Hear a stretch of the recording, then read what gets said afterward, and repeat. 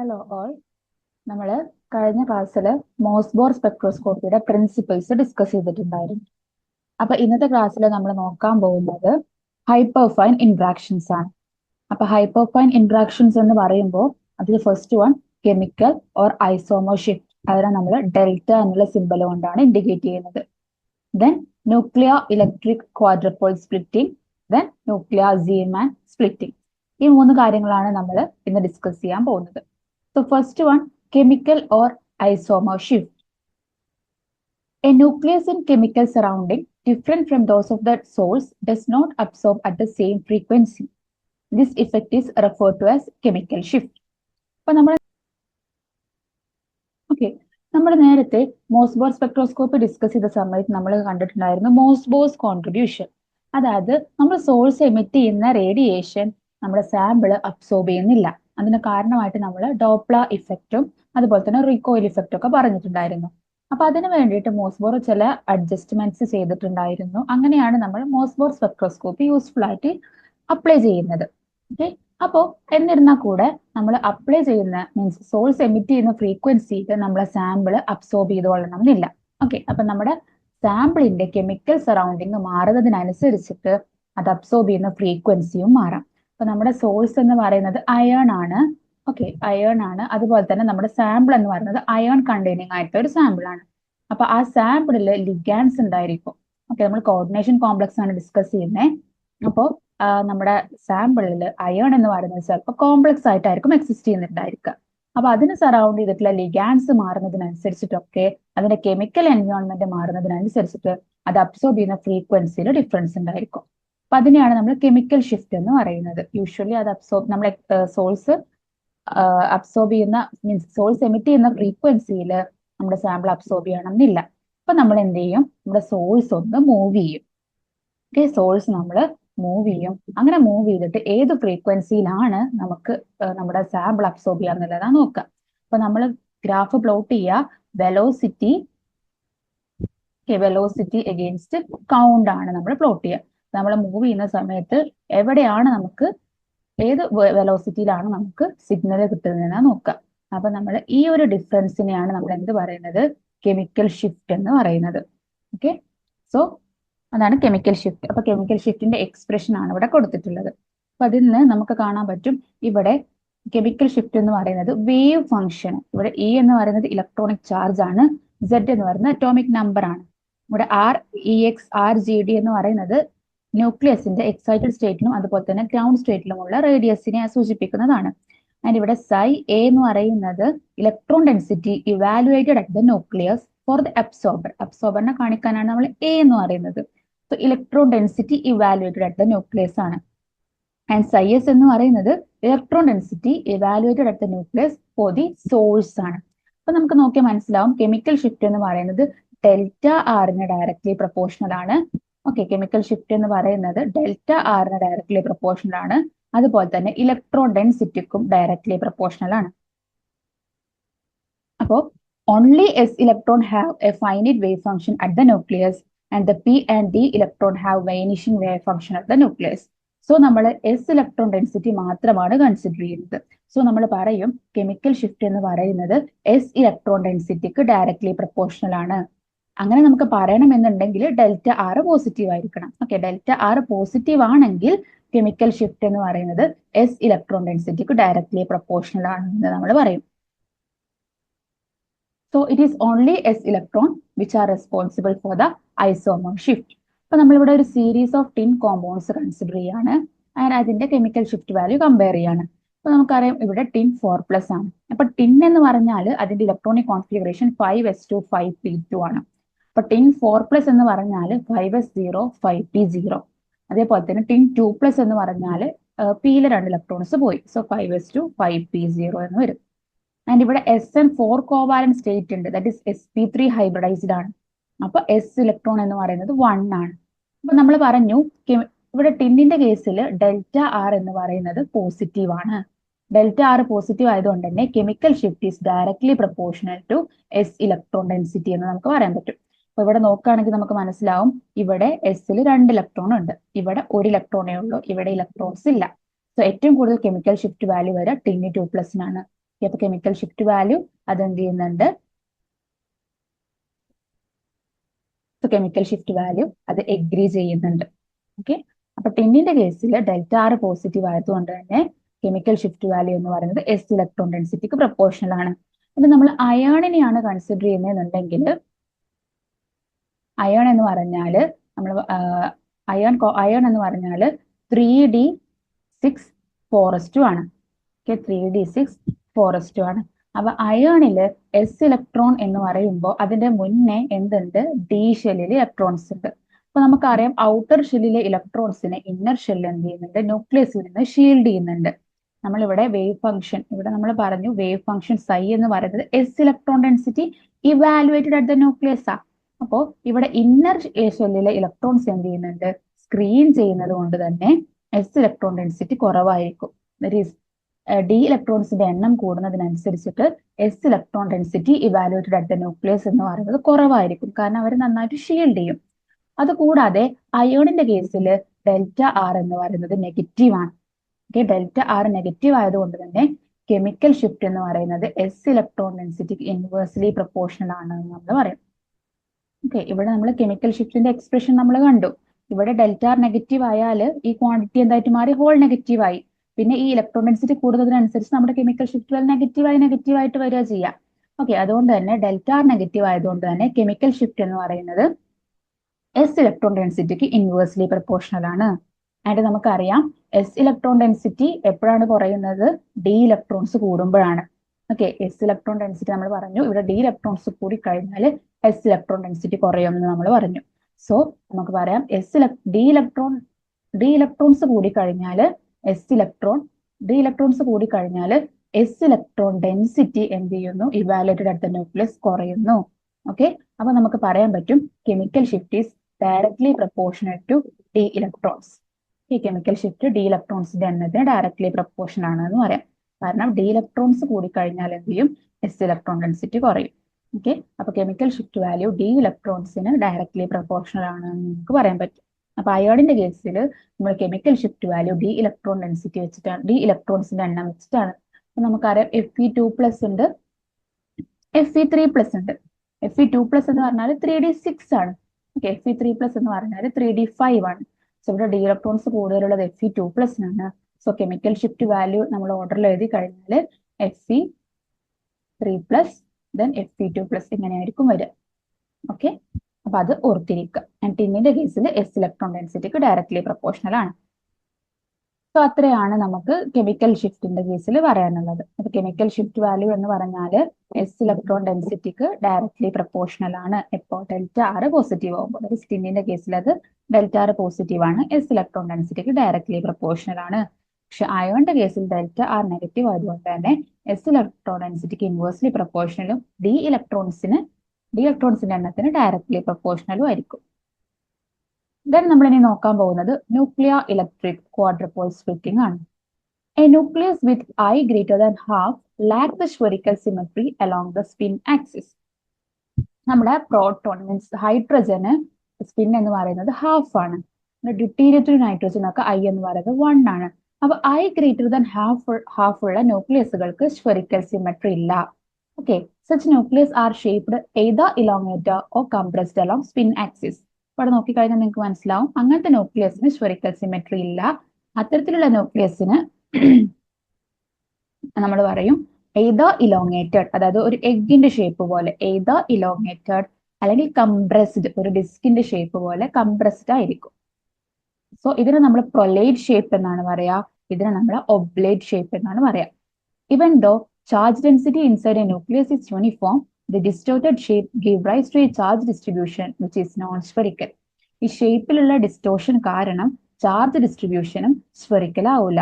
അപ്പൊ charge distribution uniform അല്ലെങ്കിൽ അവിടെ നമ്മളൊരു ഡൈപോൾ മൊമെന്റ് പോലെ നമ്മൾ പറയും. ഓക്കെ, ഇവിടെ നമ്മൾ ന്യൂക്ലിയസിന്റെ കേസിൽ അതിനെ നമ്മൾ ക്വാഡ്രപ്പോൾ മൊമെന്റ് എന്നാണ് പറയാം. ഓക്കെ, അപ്പൊ ന്യൂക്ലിയർ ക്വാഡ്രപ്പോൾ മൊമെന്റ് എന്ന് പറയുന്നത് EQ ആണ്. EQ എന്ന് പറഞ്ഞാൽ E എന്ന് പറഞ്ഞാൽ ചാർജ് ആണ്, Q എന്ന് പറഞ്ഞാൽ എത്രത്തോളം ആ സ്ഫെറിക്കൽ സിമെട്രിയിൽ നിന്ന് ഡിഫോം ആയി എന്നുള്ളതിനെ കാണിക്കാനുള്ള ഒരു പാരാമീറ്റർ ആണ്. So it is the measure of the departure from spherical symmetry of the nuclear charge. It is greater than 0 for prolate ones and less than 1 for oblate ones. So ഇതാണ് prolate അതിന്റെ quadrupole moment value greater than 0 ആയിരിക്കും. And ഇതാണ് oblate, ഇതിന്റെ quadrupole moment value less than 0 ആയിരിക്കും. Majority of the Mossbauer nuclear have non zero spin. നമ്മൾ consider ചെയ്യുന്ന Mossbauer ന്യൂക്ലിയർക്കൊക്കെ non zero spin ആയിരിക്കും. Spin of the excited state is invariably different from that of ground state. നമ്മൾ അയോണിന്റെ കേസിൽ കണ്ടിട്ടുള്ളതാണ്. അയോണിന്റെ excited state 3/2 ആണ്, ഗ്രൗണ്ട് സ്റ്റേറ്റ് 1/2 ആണ്. ടിൻ്റെതും അതുപോലെ തന്നെയാണ്. അപ്പൊ എക്സൈറ്റഡ് സ്റ്റേറ്റിന്റെ സ്പിന്നും അതുപോലെ തന്നെ ഗ്രൗണ്ട് സ്റ്റേറ്റിന്റെ സ്പിന്നും തമ്മിൽ വ്യത്യാസമുണ്ട്. ഇനി either or both nuclear state must involve a spin greater than half. അപ്പൊ ഇവിടെ നമ്മൾ നോക്കിയാൽ മനസ്സിലാവും, നമ്മുടെ ഇത് ഗ്രൗണ്ട് സ്റ്റേറ്റ് എന്ന് പറയുന്നത് I equal to half ആണ്. അപ്പൊ അവിടെ ഒരു ക്വാഡ്രപ്പിൾ മൊമെന്റ് ഒന്നും ഇല്ല. പക്ഷെ എക്സൈറ്റഡ് സ്റ്റേറ്റ് എന്ന് പറയുന്നത് ഗ്രേറ്റർ ദാൻ ഹാഫ് ആണ്. അപ്പൊ അവിടെ എന്തുണ്ട്, I ഗ്രേറ്റർ ദാൻ ഹാഫ് വന്നിട്ടുണ്ട്, ഒരു ക്വാഡ്രപ്പിൾ മൊമെന്റ് ഉണ്ടായിട്ടുണ്ട്. സോ അങ്ങനെയാണെങ്കിൽ എന്താ സംഭവിക്കുക, it interact with electric field gradient in the vicinity and cause splitting of energy level. അപ്പൊ ഇവിടെ എന്താണ് നിങ്ങൾ മനസ്സിലാക്കേണ്ട പോയിന്റ് എന്താണെന്നുണ്ടെങ്കിൽ, I ഗ്രേറ്റർ ദാൻ ഹാഫ് വരുന്ന കേസിൽ അവിടെ ഒരു ക്വാഡ്രപ്പിൾ മൊമെന്റ് ഉണ്ട്. അങ്ങനെ ഒരു ക്വാഡ്രപ്പിൾ മൊമെന്റ് ഉണ്ടായി കഴിഞ്ഞാൽ അത് ഇലക്ട്രിക് ഫീൽഡ് ഗ്രേഡിയന്റുമായിട്ട് ഇന്ററാക്ട് ചെയ്യും, എനർജി ലെവൽ സ്പ്ലിറ്റ് ചെയ്യും. നമുക്കറിയാം I എന്ന് പറയുന്നതിന് MI വാല്യൂസ് പോസിബിൾ ആണ്. നമ്മൾ എങ്ങനെ MI വാല്യൂസിനെ ഡിഫൈൻ ചെയ്യുക, MI വാല്യൂസ് എന്ന് പറഞ്ഞാൽ -I to I വരെ റേഞ്ച് ചെയ്യും. ഓക്കെ, അപ്പൊ നമ്മൾ അതിനെ ഇങ്ങനെ -I+1 അങ്ങനെ -I+2 അങ്ങനെ ചെയ്ത് +I വരെ നമുക്ക് വാല്യൂസ് പോസിബിൾ ആണ്. അപ്പൊ ഇവിടെ നമ്മൾ നോക്കുകയാണെങ്കിൽ -1/2 1/2 വാല്യൂസ് പോസിബിൾ ആണ്. ഇവിടെ ആണെങ്കിൽ -3/2 -1/2 1/2 then +3/2 3 വാല്യൂസ് ഇവിടെ പോസിബിൾ ആണ്. അപ്പൊ എനർജി ലെവൽ, അപ്പൊ അതായത് ഈ 3/2 എന്നുള്ള ലെവലിന് 4 എണ്ണമായിട്ട് സ്പ്ലിറ്റ് ചെയ്യാനുള്ള പോസിബിലിറ്റി ഉണ്ട്. അതുപോലെ തന്നെ 1/2 2 എണ്ണമായിട്ട് സ്പ്ലിറ്റ് ചെയ്യാനുള്ള പോസിബിലിറ്റി ഉണ്ട്. അപ്പൊ അങ്ങനെ സ്പ്ലിറ്റ് ചെയ്ത് കഴിഞ്ഞാൽ ഉണ്ടാകുന്ന എനർജി ലെവലിന്റെ എക്സ്പ്രഷൻ ആണ് ഇവിടെ സൈഡിൽ കൊടുത്തിട്ടുള്ളത്. അപ്പൊ അതിൽ നോക്കിയാൽ നിങ്ങൾക്ക് കാണാൻ പറ്റും, ഇവിടെ MI² എന്ന് പറയുന്ന ഒരു ടേം ഉണ്ട്. ഓക്കെ, നമ്മുടെ എനർജി ലെവലിന്റെ എക്സ്പ്രഷൻ ആണ്. അവിടെ MI² എന്ന് പറയുന്ന ടേം ഉണ്ട്. ദാറ്റ് ഇസ് MIന്റെ സ്ക്വയർ ആണ് നമ്മൾ എടുക്കുന്നത്. അപ്പൊ നമ്മുടെ പ്ലസ് ഹാഫിനും അതുപോലെ തന്നെ മൈനസ് ഹാഫിനും എന്താണ്, സെയിം എനർജി ആയിരിക്കും ഉണ്ടായിരിക്കുക. പ്ലസ് ഹാഫിനും മൈനസ് ഹാഫിനും സെയിം എനർജി ആയിരിക്കും ഉണ്ടായിരിക്കുക. ഓക്കെ, അപ്പൊ നമ്മളിവിടെ കാണിച്ചിട്ടുണ്ട് പോസിബിൾ ഓറിയന്റേഷൻ ആണ്. പക്ഷെ അതിൽ +or-3/2 +or-1/2 ഡീജനറേറ്റ് സെറ്റുകളാണ്. അതുപോലെ തന്നെ ഇവിടെ +or-1/2 ഡീജനറേറ്റ് സെറ്റ് ആണ്. അപ്പൊ നമ്മൾ 3/2 4 സ്പ്ലിറ്റ് ചെയ്യും എന്ന പോസിബിലിറ്റി ഉണ്ട് എന്ന് പറഞ്ഞു. പക്ഷെ ആക്ച്വലി അത് എന്തായിട്ട് 2 എണ്ണമായിട്ട് സ്പ്ലിറ്റ് ചെയ്യുന്നുള്ളൂ. സോ ഇതാണ് I equal to 3/2. അതെന്തെയും +or-3/2 അതുപോലെ തന്നെ +or-1/2 ആയിട്ട് സ്പ്ലിറ്റ് ചെയ്യും. ഏതാണ് ഹയർ എനർജി ലെവൽ ഏതാണ് ലോവർ എനർജി ലെവൽ എന്നുള്ളത് ന്യൂക്ലിയസ് അനുസരിച്ചിട്ട് മാറാം. അയോണിന്റെ കേസിൽ +or-1/2 ലോ എനർജി ലെവലും +or-3/2 ഹൈ എനർജി ലെവലും ആണ്. Then ground state that is +or-1/2 തന്നെയാണ്. അപ്പൊ നമുക്ക് ഇവിടെ 2 പീക്ക് പോസിബിൾ ആണ്. ഓക്കെ, ഇലക്ട്രിക് ഫീൽഡ് ഗ്രേഡിയന്റ് 0 ആണെങ്കിൽ നമ്മൾ പറഞ്ഞു I ഗ്രേറ്റർ ദാൻ ഹാഫ് ആവുന്ന കേസിൽ നമ്മൾ എന്ത് പറഞ്ഞു, അവിടെ ഒരു ക്വാഡ്രപ്പിൾ മൊമെന്റ് ഉണ്ടാവും, ഇലക്ട്രിക് ഫീൽഡ് ഗ്രേഡിയന്റുമായിട്ട് ഇന്ററാക്ട് ചെയ്യും. അപ്പൊ ഇലക്ട്രിക് ഫീൽഡ് ഗ്രേഡിയന്റുമായിട്ട് ഇന്ററാക്ട് ചെയ്യുമ്പോൾ മാത്രമാണ് എനർജി ലെവൽസ് സ്പ്ലിറ്റ് ആവുന്നത്. ഇവിടെ ഇലക്ട്രിക് ഫീൽഡ് ഗ്രേഡിയന്റ് 0 ആയതുകൊണ്ട് തന്നെ എനർജി ലെവൽ സ്പ്ലിറ്റ് ചെയ്യില്ല. ഓക്കെ, അപ്പൊ നമുക്ക് ഒറ്റ ട്രാൻസിഷനെ പോസിബിൾ ആയിട്ടുള്ളൂ, ഒറ്റ പീക്കേ നമ്മുടെ സ്പെക്ട്രയിൽ ഉണ്ടാവുള്ളൂ. പക്ഷെ ഇലക്ട്രിക് ഫീൽഡ് ഗ്രേഡിയന്റ് എന്ന് പറയുന്നത് 0 അല്ലാത്ത കേസുകളിൽ നമുക്ക് 2 ട്രാൻസിഷൻസ് പോസിബിൾ ആണ്. ഓക്കെ, അത് +or-1/2 to +or-1/2 പോസിബിൾ ആണ്. ആൻഡ് ഈ ലെവലിൽ നിന്ന് +or-3/2 പോസിബിൾ ആണ്. അങ്ങനെ നമുക്ക് 2 പീക്ക് കിട്ടും. ഓക്കെ, ഇലക്ട്രിക് ഫീൽഡ് ഗ്രേഡിയന്റ് 0 ആണെങ്കിൽ നമുക്ക് ഒറ്റ പീക്കേ കിട്ടുള്ളൂ. പക്ഷെ ഇലക്ട്രിക് ഫീൽഡ് ഗ്രേഡിയന്റ് 0 അല്ലാത്ത കേസുകളിൽ നമുക്ക് 2 പീക്ക് കിട്ടും. അയണിന്റെ കേസിൽ നമുക്ക് 2 പീക്ക് കിട്ടും. ഓക്കെ, അപ്പൊ നമ്മൾ നേരത്തെ പറഞ്ഞ പോലെ I equal to half level split ചെയ്തിട്ടില്ല, I equal to 3/2 ലെവലാണ് സ്പ്ലിറ്റ് ചെയ്തിട്ടുള്ളത്. I ഗ്രേറ്റർ ദാൻ ഹാഫ് ഉള്ള ലെവൽ എന്ത് ചെയ്യുന്നു, ഇലക്ട്രിക് ഫീൽഡ് ഗ്രേഡിയന്റുമായിട്ട് ഇന്ററാക്ട് ചെയ്തിട്ട് എനർജി ലെവൽസ് സ്പ്ലിറ്റ് ചെയ്യുന്നു. ഇനി electric field causing splitting here is not externally applied, it is inherent in the structure of the ion. നമ്മളിവിടെ ഇലക്ട്രിക് ഫീൽഡ് ഗ്രേഡിയന്റ് എന്ന് പറയുന്നത് നമ്മൾ എക്സ്റ്റേണലി അപ്ലൈ ചെയ്യുന്നതല്ല, അത് ആ മോളിക്യൂളിൽ ഇൻഹെറന്റ് ആയിട്ടുള്ളതാണ്. അപ്പൊ ഒരു മോളിക്യൂൾ കണ്ടു കഴിഞ്ഞാൽ അതിൽ ഇലക്ട്രിക് ഫീൽഡ് ഗ്രേഡിയന്റ് 0 ആണോ അല്ലയോ എന്നുള്ളത് നമുക്ക് എങ്ങനെ പ്രെഡിക്ട് ചെയ്യാൻ പറ്റുന്നതാണ്. അപ്പൊ നമ്മളൊരു കോംപ്ലക്സ് കൺസിഡർ ചെയ്യുകയാണെങ്കിൽ അതിന് ലിഗാൻഡ് സിമെട്രി ഉണ്ടോ ഇലക്ട്രോണിക് സിമെട്രി ഉണ്ടോ എന്ന് നോക്കാം. അപ്പൊ ലിഗാൻഡ് സിമെട്രി എന്ന് പറഞ്ഞാൽ നമ്മൾ ഒക്ടാഹെഡ്രൽ കോംപ്ലക്സ് ആണ് കൺസിഡർ ചെയ്യുന്നതെന്നുണ്ടെങ്കിൽ എല്ലാ ലിഗാൻഡ്സും സെയിം ആയിരിക്കും. അപ്പൊ അവിടെ ഒരു ലിഗാൻഡ് സിമെട്രി സ്ഫെറിക്കൽ സിമെട്രി ഉണ്ട് എന്ന് നമ്മൾ പറയും. അങ്ങനത്തെ കേസുകളിൽ സിമെട്രി ഉള്ള കേസുകളിൽ ഇലക്ട്രിക് ഫീൽഡ് ഗ്രേഡിയന്റ് ഉണ്ടാവില്ല. ഓക്കെ, അപ്പൊ ഇലക്ട്രിക് ഫീൽഡ് ഗ്രേഡിയന്റ് 0 ആണെന്ന് പറയും. ആൻഡ് ഇൻ കേസ് ഇതിൽ ഏതെങ്കിലും ഒരു ലിഗാൻഡോ അല്ലെങ്കിൽ ഒന്നിൽ കൂടുതൽ ലിഗാൻഡോ വ്യത്യാസം ഉണ്ടോ എന്ന് വിചാരിക്കുക. അപ്പൊ അതിന് സ്ഫെറിക്കൽ സിമെട്രി ഇല്ല. അപ്പൊ നമ്മൾ അതിന് ആക്സിയൽ സിമെട്രി എന്ന് പറയാം. ആ കേസുകളിൽ ഇലക്ട്രിക് ഫീൽഡ് ഗ്രേഡിയന്റ് എന്തല്ല, 0 അല്ല. അവിടെ ഒരു ഫൈനൈറ്റ് ഇലക്ട്രിക് ഫീൽഡ് ഗ്രേഡിയന്റ് ഉണ്ട്. ഇനി ഇലക്ട്രോണിക് സിമെട്രി നമ്മൾ ജോൺ ടെല്ലർ ഡിസ്റ്റോർഷൻ ഒക്കെ പറയുന്ന സമയത്ത് പറയുന്നതാ. നമ്മുടെ T2G ഉണ്ട്, EG ഉണ്ട് അല്ലെ, T2G ഉണ്ട്, EG ഉണ്ട്. അപ്പൊ ഇതിലെല്ലാം സിംഗിളി ഒക്യുപ്പൈഡ് ആണെങ്കിൽ സിമെട്രിക്കൽ ആണ്. ദാറ്റ് ഇസ് T2G3 എന്താണ്, സിമെട്രിക്കൽ ആണ്. പക്ഷെ T2G2 എന്തല്ല, സിമെട്രിക്കൽ അല്ല. കാരണം എല്ലാത്തിലും സിമെട്രിക്കൽ ഡിസ്ട്രിബ്യൂട്ട് ചെയ്യണം. ദെൻ T2G3 EG2 എന്ന് പറയുന്നതും എന്താണ്, സിമെട്രിക്കൽ ആണ്. അതേപോലെ തന്നെ നമ്മൾ ലോ സ്പിൻ കോംപ്ലക്സുകളിലൊക്കെ ആണെങ്കിൽ T2G6, ഓക്കെ, അതുപോലെ തന്നെ T2G6 EG2, T2G6 EG4 എന്ന് പറയുന്നതൊക്കെ എന്താണ്, സിമെട്രിക്കൽ ആണ്. അപ്പൊ അങ്ങനത്തെ കേസുകളിലൊക്കെ എന്താണ്, സ്ഫെറിക്കൽ സിമെട്രി ആണ്, ഇലക്ട്രിക് ഫീൽഡ് ഗ്രേഡിയന്റ് 0 ആണ്. ഇനി അതല്ല T2G2 അങ്ങനെയൊക്കെയാണ്, അല്ലെങ്കിൽ T2G3 EG1 അല്ലെങ്കിൽ T2G5 അങ്ങനെയൊക്കെ വരുന്ന കേസിൽ സിമെട്രി ഇല്ല. അപ്പൊ നമ്മൾ അവിടെ പറയും ആക്സിയൽ സിമെട്രി ആണ്, ഇലക്ട്രിക് ഫീൽഡ് ഗ്രേഡിയന്റ് 0 അല്ല എന്ന് നമ്മൾ പറയും. അപ്പൊ നമ്മൾ ടോട്ടലി പറയുകയാണെങ്കിൽ രണ്ടും സ്ഫെറിക്കൽ ആണെങ്കിലാണ് അവിടെ ഇലക്ട്രിക് ഫീൽഡ് ഗ്രേഡിയന്റ് 0 ആവുക. അടുത്തൊരു കോംപ്ലക്സ് ഉണ്ട്, അതിന്റെ ലിഗാൻഡ് സിമെട്രിയും ഇലക്ട്രോണിക് സിമെട്രിയും സ്ഫെറിക്കൽ ആണെങ്കിലാണ് ഇലക്ട്രിക് ഫീൽഡ് ഗ്രേഡിയന്റ് 0 ആവുക. അല്ലാത്ത കേസുകളിലെല്ലാം ഇലക്ട്രിക് ഫീൽഡ് ഗ്രേഡിയന്റ് നോൺ 0 ആണ്. ഇവിടെ ഒരു ക്വസ്റ്റ്യൻ ഉണ്ട്, ദാറ്റ് ഇസ് K4 FeCN 6 ടൈംസും അതുപോലെ തന്നെ K3 FeCN 5 ടൈംസ് NOയും നമ്മൾ കമ്പയർ ചെയ്യണം. ഓക്കെ, അപ്പൊ നമ്മൾ നോക്കുമ്പോൾ FeCN 6 4 ടൈംസ് ആണ്. അപ്പൊ നമുക്കിത് നോക്കിയാൽ തന്നെ അറിയാം എല്ലാ ലിഗാൻഡ്സും സെയിം ആണ്. അപ്പൊ അത് സ്ഫെറിക്കലി സിമെട്രിക്കൽ ആണ്. ഇനി ഇവിടെ അയോൺ എന്ന് പറയുന്നത് ഏതാണ്, 2+ ആണ്, Fe2+ ആണ്. Fe2+ എന്ന് പറഞ്ഞാൽ D6 ആണ്. ആൻഡ് ഇവിടെ CN സ്ട്രോങ് ഫീൽഡ് ലിഗാൻഡ് ആയതുകൊണ്ട് തന്നെ T2G6 ആയിരിക്കും. അത് സിമെട്രിക്കൽ ആണ്. അപ്പൊ സ്ഫെറിക്കലി സിമെട്രിക്കൽ ആണ്. അവിടെ ഇലക്ട്രിക് ഫീൽഡ് ഗ്രേഡിയന്റ് ഇല്ല. അതായത് Q വെച്ചിട്ടാണ് നമ്മൾ ഡിനോട്ട് ചെയ്യുക. Q0 ആണ്, സ്പ്ലിറ്റിംഗ് ഉണ്ടാവില്ല, ഒറ്റ പീക്കേ കിട്ടുള്ളൂ. അപ്പൊ നമുക്ക് ഇതിൽ ഏതാണ് FeCN 6 ടൈംസ് 4 മൈനസിന്റെ സ്പെക്ട്ര എന്ന് ചോദിച്ചാൽ നമുക്ക് പറയാൻ പറ്റും ഇതാണ് K4 FeCN 6 ടൈംസിന്റെ സ്പെക്ട്ര എന്ന് പറയുന്നത്. ഇനി ഇത് നമ്മൾ നോക്കുകയാണെങ്കിൽ ഇവിടെയും Fe2+ തന്നെയാണ്. ദാറ്റ് ഈസ് ഇലക്ട്രോണിക് സിമെട്രി ഉണ്ട്, പക്ഷെ ലിഗാൻഡ് സിമെട്രി ഇല്ല. അപ്പൊ ഇതെന്തല്ല, സ്ഫെറിക്കലി സിമെട്രിക്കൽ അല്ല, Q നോട്ട് ഈക്വൽ ടു 0 ആണ്. അപ്പൊ അവിടെ സ്പ്ലിറ്റിംഗ് ഉണ്ടായിരിക്കും. നമുക്കറിയാം ക്വാഡ്രപ്പോൾ സ്പ്ലിറ്റിംഗ് നടന്നു കഴിഞ്ഞാൽ 2 ട്രാൻസിഷൻസ് പോസിബിൾ ആണ്. അപ്പൊ നമുക്ക് 2 പീക്ക് കിട്ടും. സോ ഈ സ്പെക്ട്ര എന്ന് പറയുന്നത് FeCN 5 ടൈംസ് NO3 മൈനസിന് കറസ്പോണ്ടിങ് ആയിട്ടുള്ളതാണ്. നമുക്ക് അങ്ങനെ ക്വസ്റ്റ്യൻ ചോദിക്കാം, ഇതിലേതാണ് നമ്മൾ തന്നിരിക്കുന്ന കോംപ്ലക്സിന്റെ സ്പെക്ട്ര എന്ന് പറഞ്ഞിട്ട് നമുക്ക് ക്വസ്റ്റ്യൻ വരാം. സോ അതാണ് ക്വാഡ്രപ്പോൾ സ്പ്ലിറ്റിംഗ്. ഇവിടെ നിങ്ങൾ ഓർത്തിരിക്കേണ്ട കാര്യം എന്ന് പറയുന്നത് I ഗ്രേറ്റർ ദാൻ ഹാഫ് ആണെങ്കിൽ അവിടെ ഒരു ക്വാഡ്രപ്പോൾ മൊമെന്റ് ഉണ്ടായിരിക്കും. Nuclear spin state greater than half ആണെങ്കിൽ അവിടെ ഒരു ക്വാഡ്രപ്പോൾ മൊമെന്റ് ഉണ്ടായിരിക്കും. ക്വാഡ്രപ്പോൾ മൊമെന്റ് ഉണ്ടെങ്കിൽ ഇലക്ട്രിക് ഫീൽഡ് ഗ്രേഡിയന്റുമായിട്ട് ഇന്ററാക്ട് ചെയ്യും. ഇലക്ട്രിക് ഫീൽഡ് ഗ്രേഡിയന്റ് എപ്പോഴാണ് ഉണ്ടാവുക, ലിഗാൻഡ് സിമെട്രിയും അതുപോലെ തന്നെ ഇലക്ട്രോണിക് സിമെട്രിയും ഇല്ലാത്ത കേസുകളില.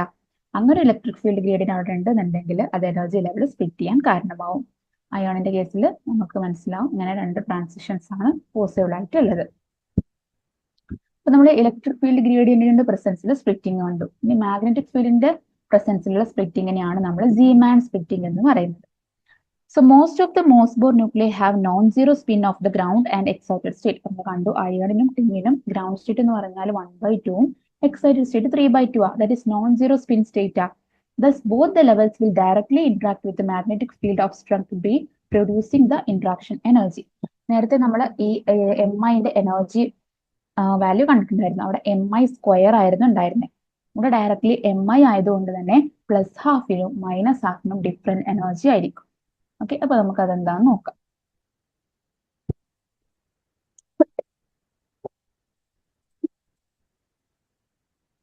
നമ്മൾ പറഞ്ഞ പോലെ MI എന്ന് പറയുന്നത് -I to I വരെ നമുക്ക് എന്ത് ചെയ്യാം, വേരി ചെയ്യാം. അങ്ങനെ 2I+1 എനർജി സ്റ്റേറ്റ്സുകൾ ഉണ്ടാവും. ഓക്കെ, അപ്പൊ 2I+1 എന്ന് പറഞ്ഞാൽ I = 1/2 ആണെങ്കിൽ 2 × 1/2 + 1 that is 2. അതായത് +12 -12 ആണ്.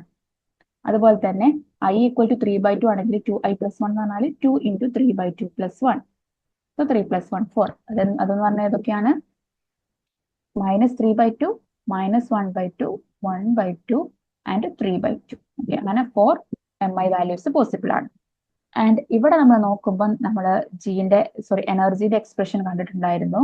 E equal to minus of M I ആയിരുന്നു. Okay, minus M I G B then mu, G B mu N. Okay, minus M I G B mu N. Then നമ്മൾ ഇവിടെ നോക്കിക്കഴിഞ്ഞാൽ അയോണിന്റെ കേസിൽ ground സ്റ്റേറ്റിലെ g എന്ന് പറയുന്നത് positive ആണ്. G positive ആണ്. So നമുക്ക് ഇ പ്ലസ് ഹാഫ് എന്ന് പറയുന്നത്, ഓക്കെ, പ്ലസ് ഹാഫ് ഇട്ട് കൊടുത്താൽ minus G B mu N എന്ന് വരും. ഓക്കെ, ആൻഡ് ഈ മൈനസ് ഹാഫ് എന്ന് പറഞ്ഞാൽ, ഓക്കെ, മൈനസും മൈനസും കൂടെ പ്ലസ് ആയിട്ട് എന്ത് വരും നമുക്ക്, okay, minus half, okay, half g B mu N എന്ന് വരും. നമുക്കറിയാം ഇതാണ് ലോ എനർജി ലെവൽ, ഇതാണ് ഹയർ എനർജി ലെവൽ. സോ നമ്മൾ ഐ ഈക്വൽ ടു 1/2 ആണ് ഇവിടെ lower energy level, I equal to minus 1/2 higher energy ലെവലാണ്. ഇനി നമ്മൾ എക്സൈറ്റഡ് സ്റ്റേറ്റ് കൺസിഡർ ചെയ്യാണ്. എക്സൈറ്റഡ് സ്റ്റേറ്റിലെ ജി എന്ന് പറയുന്നത് നെഗറ്റീവ് ആണ്. സോ ജി നെഗറ്റീവ് ആയതുകൊണ്ട് തന്നെ എനർജിന്റെ എക്സ്പ്രഷൻ നമുക്ക് എങ്ങനെ എഴുതാം, ആ നെഗറ്റീവ് ഈ നെഗറ്റീവും കൂടെ പോസിറ്റീവ് ആവും. സോ നമുക്ക് എങ്ങനെ എഴുതാം, M I G B mu N എന്ന് എഴുതാം. ഓക്കെ, അപ്പോൾ ഇവിടെ നമ്മൾ നോക്കുകയാണെങ്കിൽ plus 3/2 plus value, plus 1/2 plus value ഇത് ഇവിടെ കൊടുത്തിട്ടുണ്ട്. Okay, minus 3/2 minus value, minus 1/2 minus value. അതിലെ ലോ എനർജി ലെവൽ എന്ന് പറഞ്ഞാൽ മൈനസ് 3/2 ആ, then minus 1/2, then 1/2, then 3/2. And ഇവിടെ സെലക്ഷൻ റൂൾ കൊടുത്തിട്ടുണ്ട്, delta M I equal to 0 plus or minus 1. ആ കണ്ടീഷൻ സാറ്റിസ്ഫൈ ചെയ്യുന്ന 6 ട്രാൻസിഷൻസ് നമുക്ക് പോസിബിൾ ആണ്. സോ നമ്മൾ സ്പെക്ട്രം എടുത്തു കഴിഞ്ഞാൽ ഇതുപോലെ 6 പീക്കുകൾ കിട്ടും. ഇനി ടിന്നിന്റെ കേസ് നമ്മൾ നോക്കുകയാണെന്നുണ്ടെങ്കിൽ അവിടെ ജി വാല്യൂവിൽ ചെറിയൊരു വ്യത്യാസമുണ്ട്. അവിടെ ജി വാല്യൂ ഗ്രൗണ്ട് സ്റ്റേറ്റ് ആണ് നെഗറ്റീവ്, എക്സൈറ്റഡ് സ്റ്റേറ്റ് എന്താണ്, പോസിറ്റീവ് ആണ്. സോ നമ്മൾ അങ്ങനെ നോക്കുമ്പോൾ എനർജി ലെവലിൽ മാറ്റം ഉണ്ടാവും. ഇവിടെ M I value means ground state plus 1/2 ആയിരുന്നു, ഇവിടെ നോക്കുകയാണെങ്കിൽ അത് മൈനസ് 1/2 ആണ്. അതുപോലെ തന്നെ ഇവിടെ മൈനസ് 3/2 ആണ് എക്സൈറ്റഡ് സ്റ്റേറ്റ് ലോ എനർജി എന്ന് പറയുന്നത്, ഇവിടെ നോക്കുകയാണെങ്കിൽ പ്ലസ് 3/2 ആണ്. ഓക്കെ, ആ ഒരു ചേഞ്ച് ടിന്നിന്റെ കേസിൽ ഉണ്ടായിരിക്കും. ഇനി നമ്മൾ പറഞ്ഞു മാഗ്നറ്റിക് ഫീൽഡിന്റെ പ്രസൻസിലാണ് ഇത് സ്പ്ലിറ്റ് ചെയ്യുന്നതെന്ന് പറഞ്ഞു. ആ മാഗ്നറ്റിക് ഫീൽഡ് എന്ന് പറയുന്നത് നേരത്തെ പറഞ്ഞ പോലെ നമ്മൾ എക്സ്റ്റേണലി അപ്ലൈ ചെയ്യണമെന്നില്ല. ഓക്കെ, അയോൺ ഒക്കെ സഫിഷ്യന്റ്ലി മാഗ്നറ്റിക് ആണ്, അപ്പൊ അതിന്റെ ഇൻഹെറന്റ് ആയിട്ട് മാഗ്നറ്റിക് പ്രോപ്പർട്ടി ഉണ്ട്. സോ ആ മാഗ്നറ്റിക് ഫീൽഡ് കൊണ്ട് തന്നെ ഇത് സ്പ്ലിറ്റ് ചെയ്യാം. സോ അയോണിന്റെ സ്പെക്ട്രം നമ്മൾ യൂഷ്വലി എടുക്കുമ്പോൾ നമുക്ക് 6 പീക്കുകൾ ഉണ്ടാവാറുണ്ട്. ആൻഡ് അതിൽ ലിഗാൻസ് വരുന്ന സമയത്ത് അതിന്റെ മാഗ്നറ്റിക് പ്രോപ്പർട്ടി ഓൾട്ടർ ചെയ്യുമ്പോൾ അപ്പൊ ഡിപ്പെൻഡ് ചെയ്യും, നമ്മൾ എക്സ്റ്റേണലി മാഗ്നറ്റിക് ഫീൽഡ് അപ്ലൈ ചെയ്താലായിരിക്കും ചിലപ്പോൾ നമുക്ക് 6 ലൈൻസ് കിട്ടുക. ഓക്കെ, നമ്മൾ മെറ്റാലിക് അയോണിന്റെ ഒക്കെ കേസുകളിൽ നമുക്ക് യൂഷ്വലി 6 ലൈൻസ് കിട്ടും, കാരണം അതിന് ഇൻഹെറന്റ് ആയിട്ട് മാഗ്നറ്റിക് ഫീൽഡ് ഉണ്ട്. ആൻഡ് അവിടെ ക്വാഡർപോൾ സ്പ്ലിറ്റിങ്ങും സീമാൻ സ്പ്ലിറ്റിങ്ങും കൂടെ സൂപ്പർ ഇമ്പോസ് ചെയ്തിട്ട് നമുക്ക് ടോട്ടൽ 6 ലൈൻസ് ആണ് കിട്ടുക. സോ അത്രയാണ് നമുക്ക് പറയാനുള്ളത്. നമ്മൾ ഐസോമർ ഷിഫ്റ്റ്, അതുപോലെ തന്നെ quadrupole splitting, magnetic hyperfine splitting, that is Zeeman സ്പ്ലിറ്റിങ്ങും കണ്ടു. സോ ഇത്രയാണ് നമുക്ക് മോസ്ബോർ സ്പെക്ട്രോസ്കോപ്പിയിൽ ഡിസ്കസ് ചെയ്യാനുള്ളത്. ഇനി ഇതിനെ ബേസ് ചെയ്തിട്ടുള്ള പ്രോബ്ലംസ് ആണ്, അത് നമുക്ക് നെക്സ്റ്റ് ക്ലാസ്സിൽ ഡിസ്കസ് ചെയ്യാം.